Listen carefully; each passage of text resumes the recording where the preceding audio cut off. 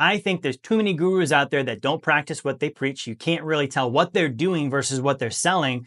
And I want to make sure you guys see I'm walking the walk. I'm doing the stuff I teach you to do, right? Now, I'm not an attorney. I'm not a CPA. I'm not an investment advisor, right? I am somebody who has studied the top 1%. I've been helping families across the world for the last almost 15 years improve their finances. And I want you to know that what I practice is just as important as what I preach. Okay, a lot of CPAs, attorneys, advisors, influencers, you name it, they preach, they're talking, but you look at their own lives and they're not doing the stuff that they're teaching. And it's important that you look and check that out.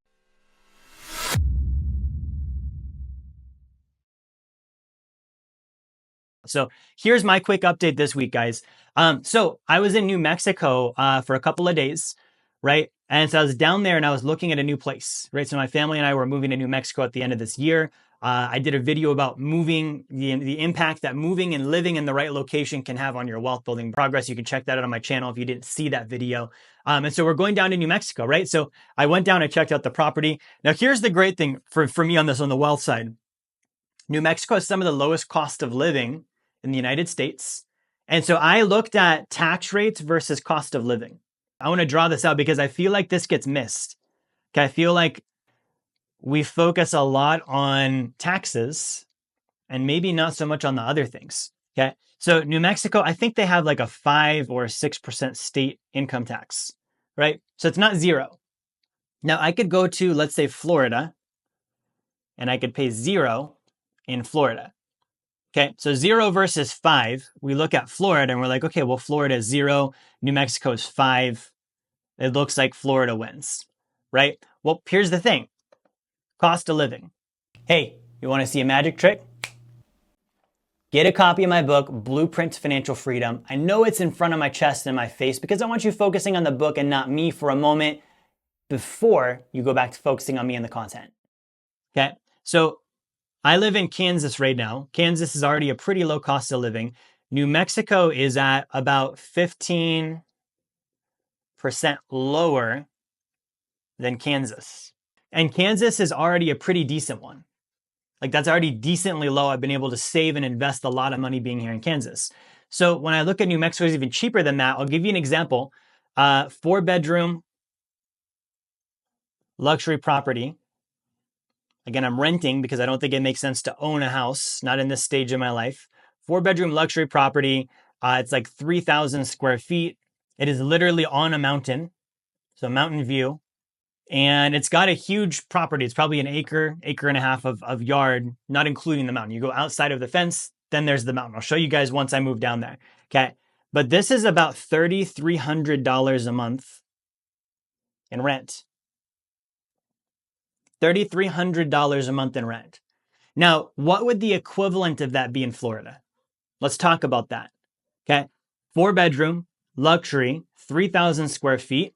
Good condition. This is not built in the early 1900s and it needs a bunch of work. It's good condition. It's actually been kept up well, right? I think it was built maybe in the 1980s, so it's relatively new. 3,000 square feet. Florida doesn't have mountains, so we have to flip that. We have to say a waterfront view. Guys, I'm not getting that for $3,000 a month.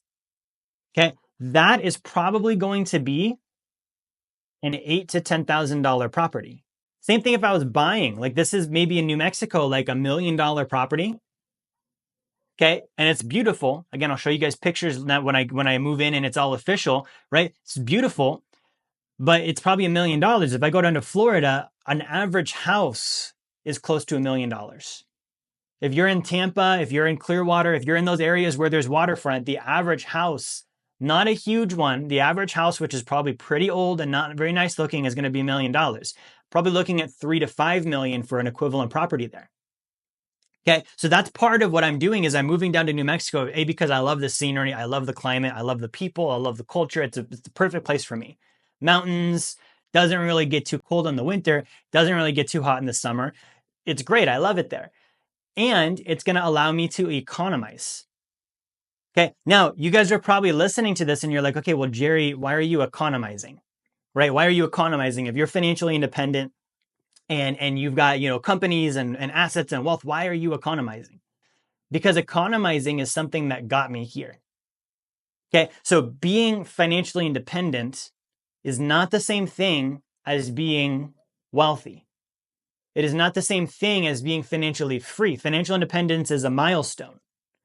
So for me, because I achieved that already, that milestone doesn't mean all of a sudden the rules go out the window and I'm going to completely change what I'm doing and I'm going to start spending lavishly and, buying nice cars. Guys, I still don't drive a luxury car. I used to. I got rid of that. I changed my operating basis there. I really focused in on, let me really pull the expenses all the way down. Let me pull the income as high as I can pull it up. Let's take everything in the middle and put that into sacred accounts and real estate. And let's just build for a year or two and really make some good progress. So now that I've done that, I'm going to continue doing it. And I'm looking at, okay, how do I improve my quality of life without necessarily increasing my cost of living? You see? So I want you thinking with that because, and it doesn't mean don't reward yourself. If you're just starting out and you're watching this and you're like, okay, this sounds like, the millionaire next door and beans and rice. No, guys, I travel, right? I eat well. I go on dates with my wife. I do all of the things I want to do, but I am aggressively conservative on spending money on things that aren't important to me. Aggressively conservative. I mean, I don't do it. I'm like, I'm going to penny pinch because I don't like that thing. It's not interesting to me. It's not something I'm passionate about. It's not making me more happy. So why would I funnel more money at it? Right? For the things that are making me happy, I'm like, let's put more into that. Let's really invest in that. Right? So I want you thinking with that mindset. Now, the other thing I'm doing as an update is, and this is not an offer of any sort for you guys, but I'm doing a couple of partnerships. And so I want to share with you what it is I'm doing. So number one, I do a lot of seller finance real estate where I buy a house, family moves into the house.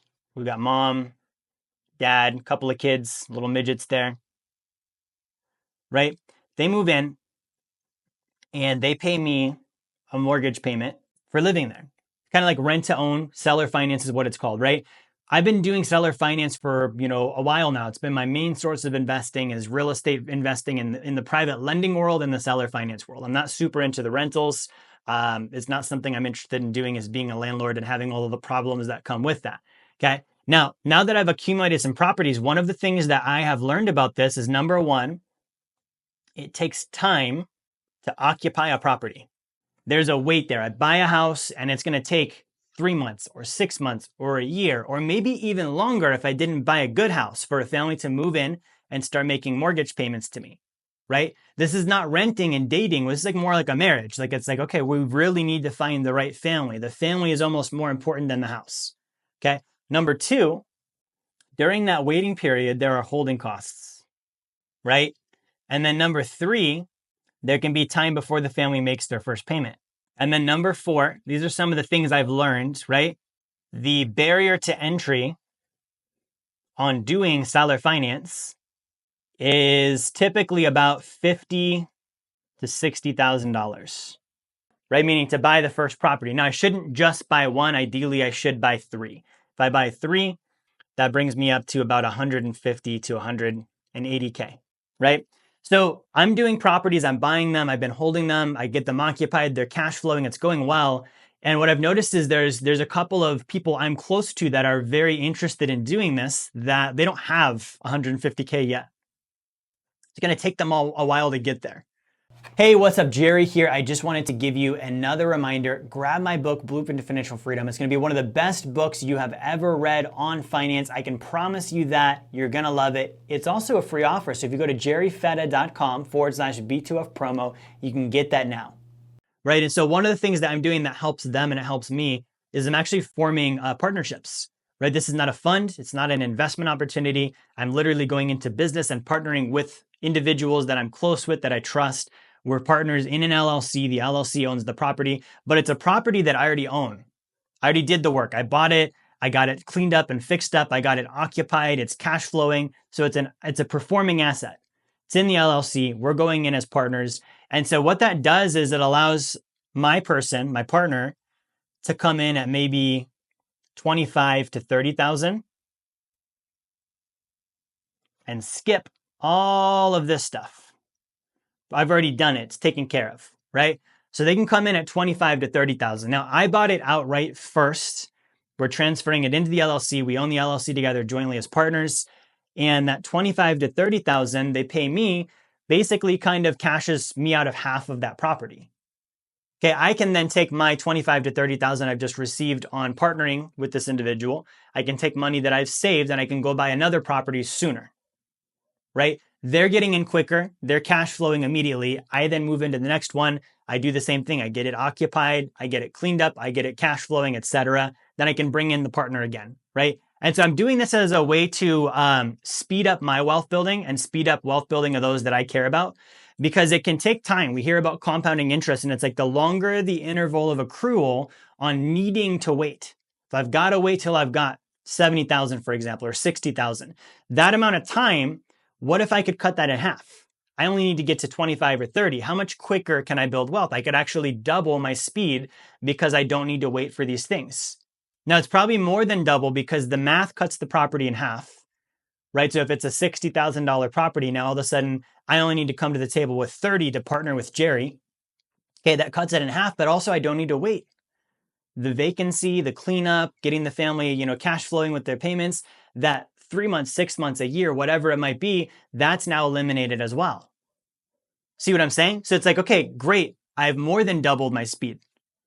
Okay, now again, if you're watching this and you're a client of mine or a follower of mine, this is not an open advertisement. This is not something where anybody can just be like, I've got 25,000, I want to partner with Jerry. This is for people that I really know well, people that I really trust, people that I want to be in business with, people that I get along with, I like them, they like me.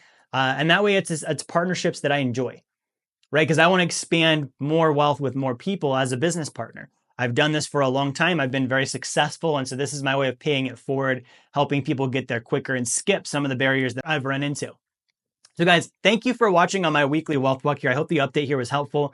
Again, we covered two main things, really looking at cost of living versus taxes on where you reside.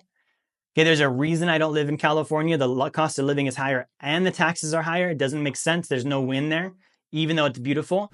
And then the other thing is investing for passive income, the partnership concept, right? So guys, that's all I got for today. Like, share, subscribe, comment below if you have any thoughts or questions. I'll see you next time. Hey, this is Jerry Fetta here. I want to thank you for watching my video, watching my content. I hope you enjoyed it. If you would like to learn more about the blueprint to financial freedom and how you can achieve passive income that exceeds your savings, your expenses, your taxes, your generosity, and build wealth like the top 1%, I want to encourage you, grab a copy of my book, The Blueprint to Financial Freedom. You can go to jerryfetta.com/B2F promo, or you can click the link in the description of the video here. The copy is free. You cover your shipping. We'll send the book out to you, and we'll send you an email with a bunch of great bonus material also for free. Get the book, subscribe to the channel. I'll see you on my next content.